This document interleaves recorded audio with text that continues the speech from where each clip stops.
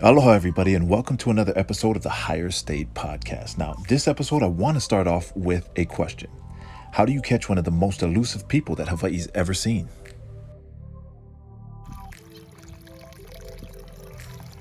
The answer is patience. Steadfast, tranquil, peaceful, patience.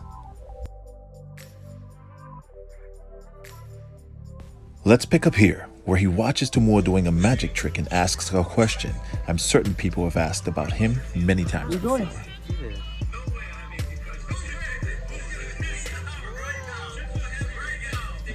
Hey, honey, what's up? How does he do this? It's crazy. I'm here with one of my favorite people in the world, Kealoha Pilares. It's very pertinent to the people of Hawaii, so I'm going to ask you, even though I know the answer. What school you grad from? Damien. Yes, that's right. Okay, good. And mainly that was the setup for us. So how's about this? I guess we'll backtrack a little bit and ask where are you from? Where would you say that you're from? And tell us about like your childhood and growing up. Oh man, where would I be from? I grew up in Uanu area, but my parents always lived in Eva Beach, but I didn't really spend much time there. I spent most of my childhood growing up at Grandma's house, which was in Liliha in Uanu area. I played sports at Lanakila, and I just pretty much stayed there my whole time. Went to school at St. Teresa down the road, and then went to Damien. That was a natural progression, right? Like St. Teresa and then Damien. Yeah, you kind of knew what was coming next. My mom went to Sacred Hearts, and my dad also went to Damien. Yes. From the same place, so that was kind of my decision about going to Damien. Yeah. All my mom's family went to St. Louis, all the guys. Really? So they were a St. Louis Sacred Hearts family. But yeah, my dad, them were St. Francis and Damien. I guess that's how you did it, right? Yeah, well, yeah, I guess that makes sense, right? Sacred Heart, St. Louis, St. Francis, and Damien. Because my mom's a St. Francis grad, and her brothers are Damien grads. Nice. While at Damien, because, you know, Damien is obviously most known for its athletic prowess. What did you play while you were there? Played basketball, track, football. My senior year, I never played basketball. So I tried canoe paddling, and that was pretty fun. Yeah, football was where it was at for me, and track. Good times. Yeah, you were pretty good at track, if I remember correctly. What grade or what age were you at? Or when was that moment that you realized, oh, I'm pretty decent at football right now? Probably my senior year for me. Get out of here. Yeah, it's when I loved football, but I always was an academic kind of guy. You kind of know that. Right. So I always studied hard, but I realized that things were getting serious when I started getting offers from colleges. I got from, where did I get from? Boise, San Jose State, Fresno, Oregon State, Hawaii, Air Force, Army, Navy. No, don't get me wrong. June Jones is a great offense for almost anybody.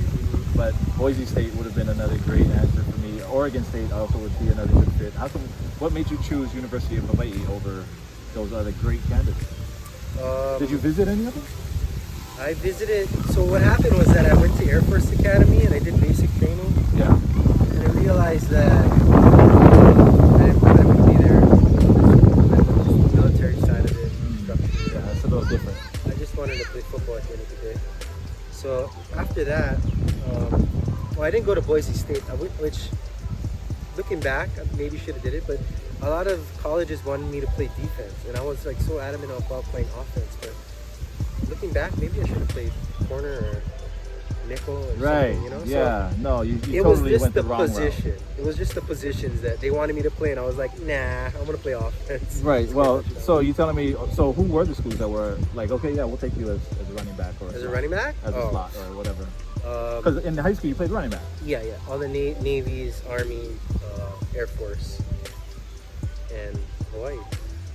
And so how is it that you came to kind of settle in? Because at Hawaii you played slot back. Yeah. And so was that acceptable for you, or did you want to be a running back?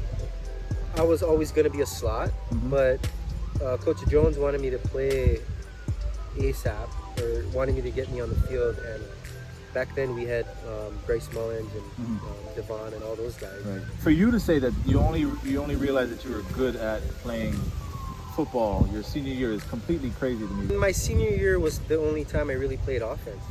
besides that, I was Corner. playing defense and safety. Right. So because we always had running backs, we already had Ranson and Ba'a. Yeah. So they just fit in, and that's. I mean, it's a double-edged sword when you're kind of an athlete. They can just throw you anywhere. Well, in a small school, yes. Yeah, and I dealt with that all the way through UH too. You know, like if they would throw if someone couldn't play here and I could play here, then they just kind of move me around. So that's yeah. So I played outside at UH too when I knew I was not going to play outside. Right. Well, that's awesome because you're actually kind of segueing me into my next question, which is when you first got to UH, what was that like? What was that experience like? Because like you said, you just named some of the guys that was there. Mm-hmm. Like those are big name guys. Those are draft day guys. Mm-hmm. So what was that like when you came in? You're this new guy from Hawaii. How was that for you? Yeah. It was awesome. I just had to go out. I just remember going out and having to prove myself. Yeah. You know how I navigated like the weight room and all that stuff in order to block college DNs. You know? I mean, the technique really helped me out that they taught at UH, but it's and I think playing in Hawaii, like playing Pop Warner and loving a hit, that all kind of led me and helped me out in the long run. Yeah, just going out and proving myself. That was the first big opportunity that I had, and especially coming from Damien. You know, a lot of people had questions about, could he do it? And I knew I could do it. You know, because I played with all these across the ball. You played with some pretty awesome guys, right? As well. If we just started Damien, you had Mike Speeder, you had we had a lot of people go to D1. Yeah. Braden Star Ashley. So I mean, these are D1 guys. So when you say you were proving yourself, it was more to everyone else. You already knew inside. Yeah, for sure. And it was just playing with older people too. You know, there's that kind of. That's also good. I'm a true freshman, and these big guys, you know. But at the end of the day, there's just something in me that I knew I was better than other people. Mm-hmm. You know, that's what it comes down to. What was it like to be playing at the University of Hawaii at the height of June Jones' madness? Oh. Like, you were on the Sugar Bowl team, right? Yeah, I was a So freshman. you guys went to the Sugar Bowl. Like, you guys did so many things that was the next level for University of Hawaii. Mm-hmm. So what was that like? Because, again, the state itself felt different at that time. Yeah? So what was that like for you? I was just amazed. I'm just thankful that I came in at that time, honestly. Yeah. Because I've been a season ticket holder since then, and you know those times are really special. I mean, looking back, and I didn't realize how special it was, but those are really good times, you know. And absolutely. I thank God that I came in at that time and I left at that time. Yeah. Because things started to get rocky, especially when Coach Jones left and everybody came in, but. Yeah, it was just perfect timing for me. Yeah. You're a season ticket holder. I assume you go to games every so often? Oh yeah, I try to go there. Yeah. Okay. Is it a different feeling being on the field when the arena is sold out, when the stadium is sold out, as it is being in the stands when it's sold out? Huge. Yeah. Huge, yeah.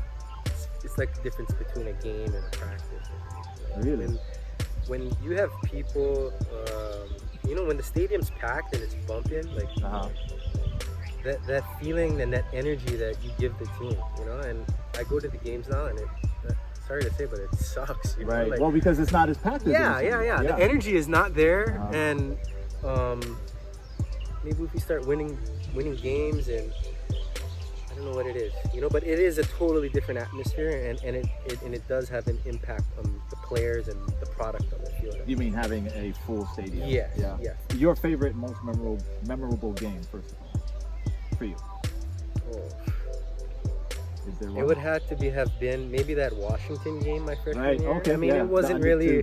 I mean, I didn't really do anything, but being in that atmosphere and the memories you make with your friends and just what it meant to us. Was that overtime? I remember we were losing. Yeah, we were absolutely. down a lot, and we came back somehow. What about a team that you played against? Georgia, they were like playing an NFL team.